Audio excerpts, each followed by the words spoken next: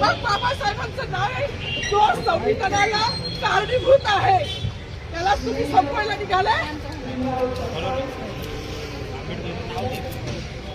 पालकमंत्र्यांची फार मोठी चूक आहे मॅडम, माफी मागणार नाही, पण पालकमंत्री पदरात घ्यावी.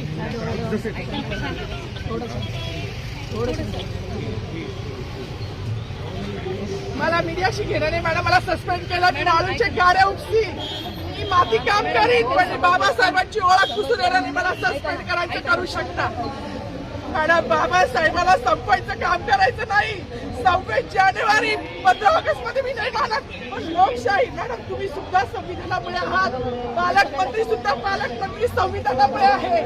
कोणताही जाती भेद नाही, सगळी समानता त्यांनी दिली आहे. बाबासाहेबांचं नाव आता तरी भाषणात येईल, मग तरी भाषणात येईल.